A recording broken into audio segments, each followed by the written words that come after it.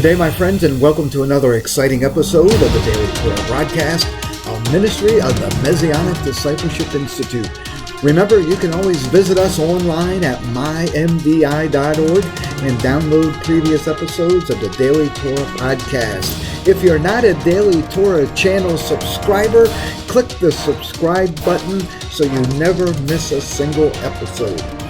Today we are on day 1 of this week's Daily Torah series called Matot, which means tribes. This is actually a double Torah portion this week, which combines Parashat Matot and Masei, which means journeys, to finish out the book of Numbers. Yesterday we discussed God's instructions on how Yeshua fulfills each of the holy days.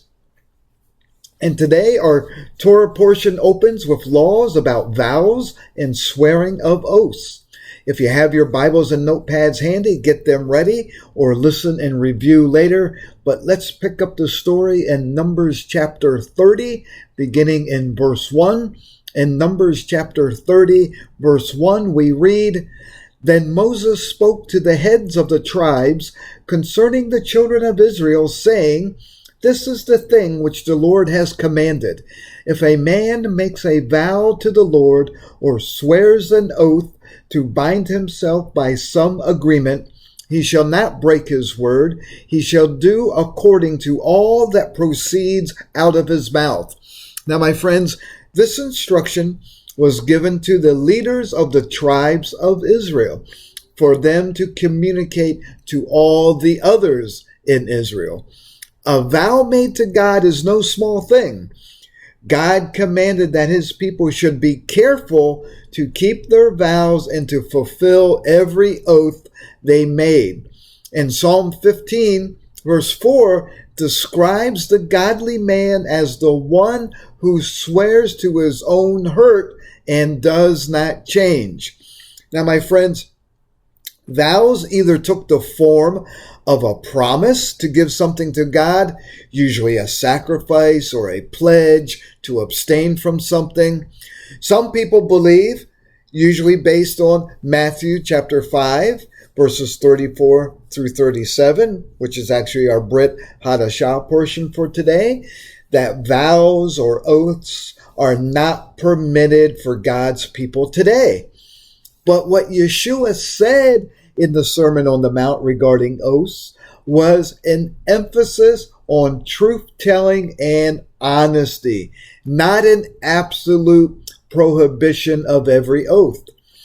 The Bible shows us that oaths are permitted under certain circumstances if they are not abused and used as a cover for deception. God himself swears oaths. In Hebrews chapter 6, verse 13, in Luke 1, verse 73, we read that Yeshua spoke under oath in a court. That's recorded in Matthew chapter 26, verses 63 and 64. Paul made oaths in Romans 1, verse 9, 2 Corinthians 1, verse 23, Galatians 1, verse 20, and 1 Thessalonians chapter 2, verse 5, and you can look those up on your own. I just don't have time to go through each of those today. But there are many accounts of vows being made by people in the Bible, sometimes in a plea for God's help, but the common tendency and what God is cautioning here is when you make a vow and when the crisis passes and the prayer is answered, there is a temptation to forget the vow. Because God holds us to account for the vows that we make, sometimes it's better not to make a vow, as Solomon cautions us in Ecclesiastes chapter 5, verses 4 and 5. Now, my friends, a commonly overlooked and unappreciated sin among God's people is the sin of broken vows, promising things to God and failing to live up to the vow. Under the Old Covenant, it was commanded to make an offering to atone for the breaking of vows. We read about that in Leviticus chapter 5, verse 4. Therefore, those who honor God will, 1, not be quick to make vows to God, especially unwise vows. 2, be serious about fulfilling vows that they do make. And 3, regard broken vows as sins to be confessed and to be repented of. Now, continuing in verse 3 of Numbers, we read, or if a woman makes a vow to the Lord and binds herself by some agreement while in her father's house in her youth, and her father hears her vow and the agreement by which she has bound herself, and her father holds his peace, then all her vows shall stand, and every agreement with which she has bound herself shall stand. But if her father overrules her on the day that he hears, then none of her vows nor her agreements by which she has bound herself shall stand, and the Lord will release her because her father overruled her. Now, my friends, this command refers to a woman who is young and unmarried, still living with her parents while in her father's house, and the vows of this young woman in such circumstances were subject to review or approval by her father. He could approve of her vow by silence, with silence being understood as agreement. Women were able to make vows and have a direct dealing with God. Even young women, with the approval of their father, could make promises to God, vow offerings to him, or pledge seasons of self-denial to the Lord. The father of a young woman also had the right to disapprove of his daughter's vows and to declare the vow invalid. Now, continuing in verse 6, we read, if indeed she takes a husband while bound by her vows or by a rash utterance from her lips by which she bound herself, and her husband hears it and makes no response to her on the day that he hears, then her vow shall stand, and her agreements by which she bound herself shall stand. But if her husband overrules her on the day that he hears it, he shall make void her vow which she took and what she uttered with her lips, by which she bound herself, and the Lord will release her. Now, my friends, if indeed she takes a husband, suggests that the woman might have made a vow when she was living with her in her father's house, and then subsequently has become married. That she might be released from such a vow is greatly liberating both to her and to her husband. He might not want to take on an obligation that she has entered into before they were married. This, my friends, is a protective clause given to us by God. Likewise, if a husband hears the vows and objects, he has the right to overrule her. God considered the wife released from such disapproved vows. The husband, as the male authority figure in the relationship, may choose from several courses of action. Number 1, permit the vow or oath to remain in effect by default by taking no action. Number 2, negate the obligation. Or number 3, affirm the commitment by word or deed. Now, continuing in verse 9, we read, also any vow of a widow or a divorced woman by which she has bound herself shall stand against her. Now, here the case of a woman who was neither in her father's house nor married was considered. That the widow and the divorced woman have the same status regarding the making of vows is significant. Some people claim that divorce in biblical times was only a certain legal fiction, that the woman was always to be considered the wife of the husband who had dismissed her. Yet this verse clearly indicates that a divorced woman has the legal status of one who is a widow. She has become an independent agent. Like the widow, her former husband is in a sense dead to her.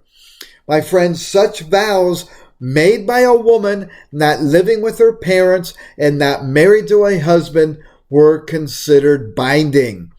These laws, my friends, given to us by God are still standing today. In His eyes, nothing has changed. This is a topic not discussed very much. So it's good for us to discuss this today and to have this understanding in your walk with the Lord.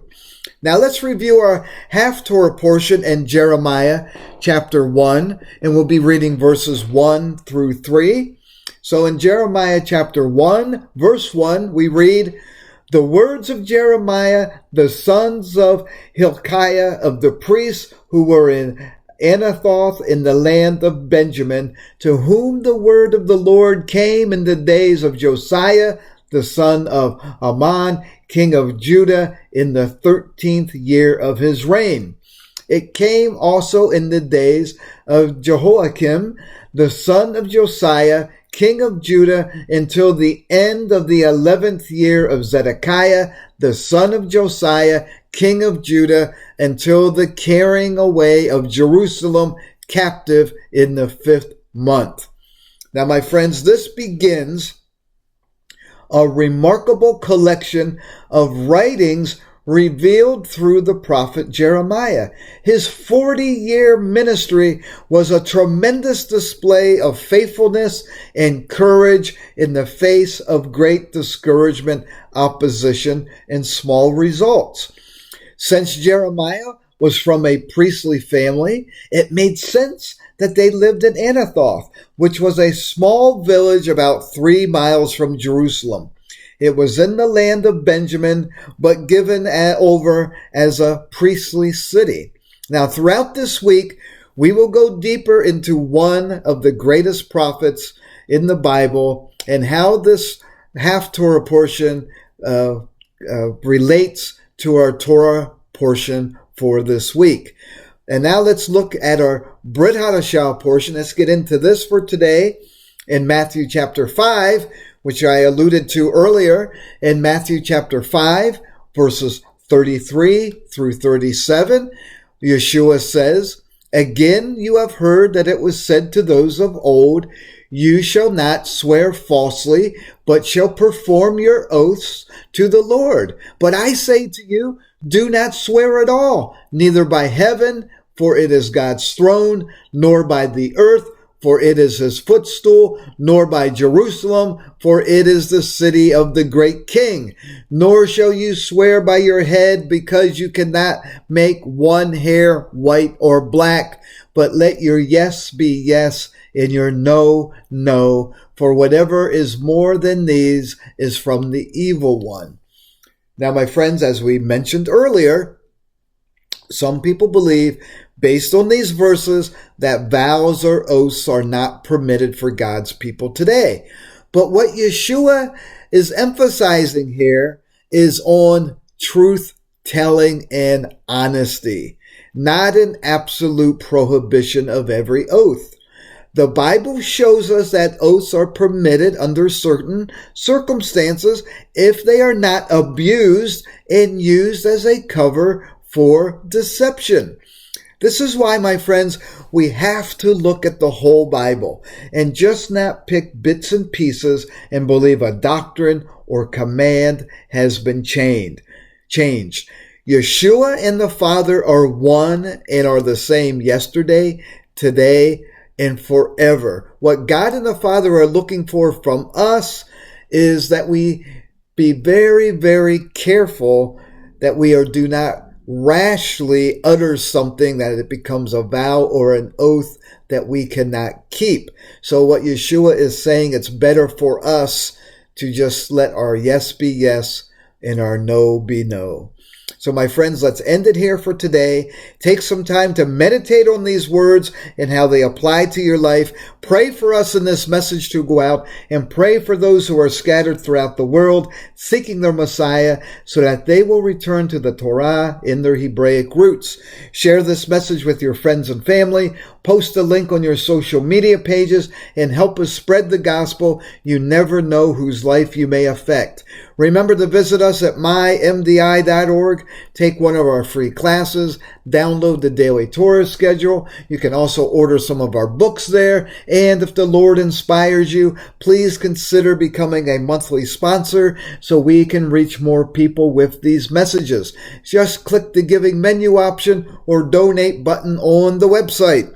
Tomorrow, we will get deeper into this series. And until then, Shalom Aleichem, blessings and shalom, my friends.